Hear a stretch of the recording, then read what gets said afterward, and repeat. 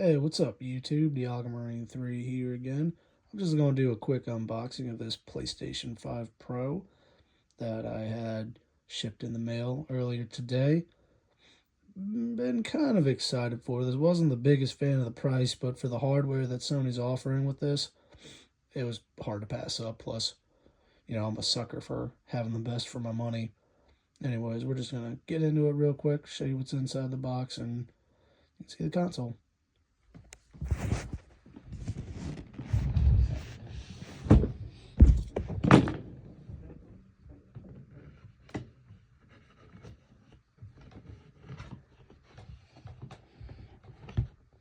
Box looks pretty much just like what you had the PlayStation 5.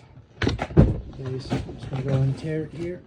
I'm keeping it.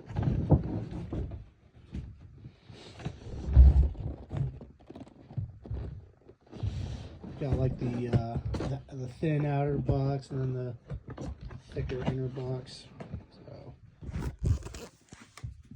Start, we got our AC cord.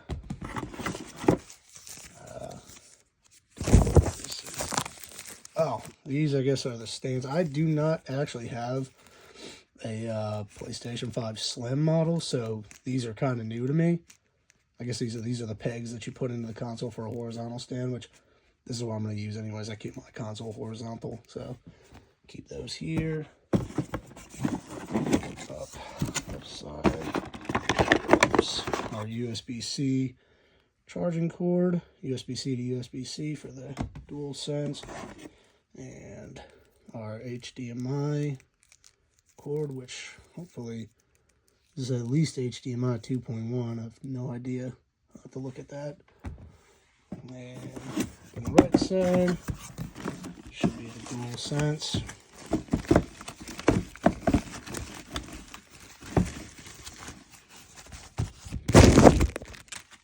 Place that there.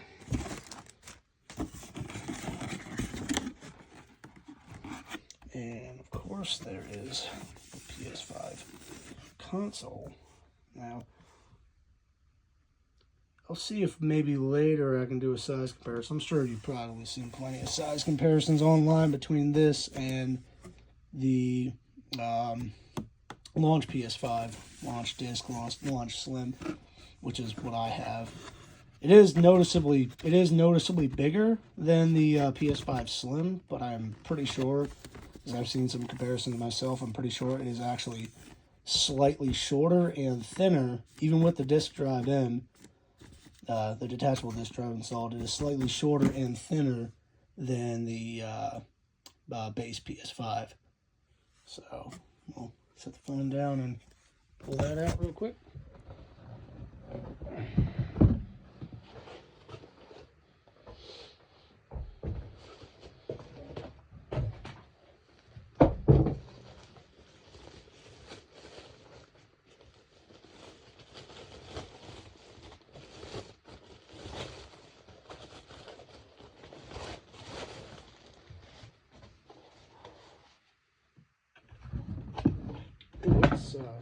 It's much smaller, actually.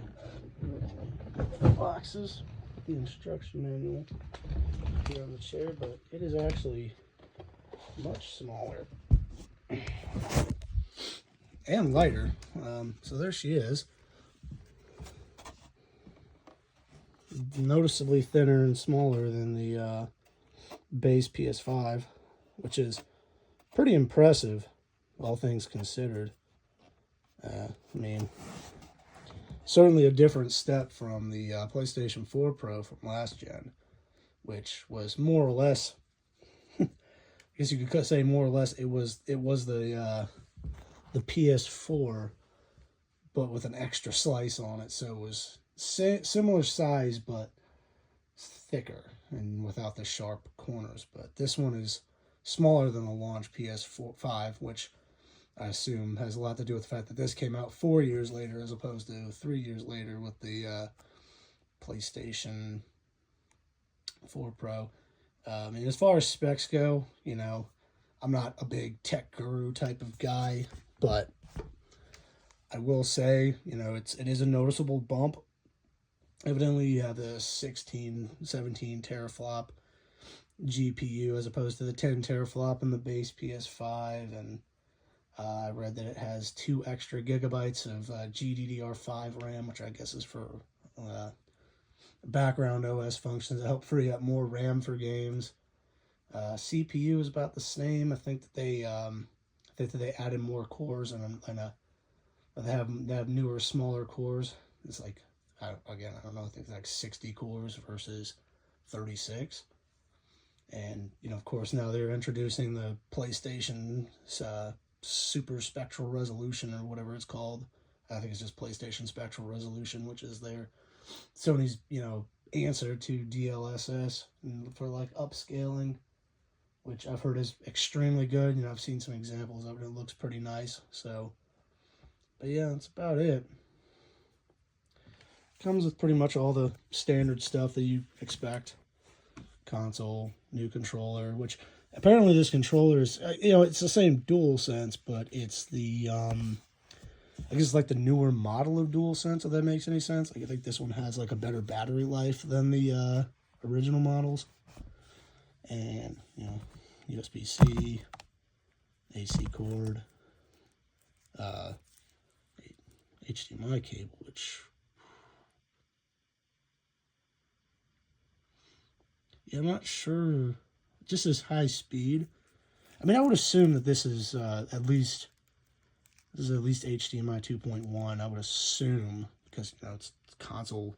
It's supposed to put up to 8K 60 frames per second for certain games. Although the standard is 4K 60 with some 120 game with more opportunity for games to run at 120 frames per second, as well as kind of taking the standard fidelity modes that you would get with games on the standard or on the base PlayStation 5, and bump those up to 60 or 120 without losing any without losing any of the fidelity. So you got like the newer generation of AMD ray tracing. I think they said like RDNA 3 or 4 ray tracing for this. You got that newer generation of ray tracing, and now you have the ability to play, what would high fidelity graphics with ray tracing, even better ray tracing. What would normally be 30 FPS on the base PS5 is now, 60 FPS plus on the PS5 Pro. So, anyways, I'm gonna go ahead and set this bad boy up, and hopefully it's worth the $700 I paid for it. Anyways, later, YouTube.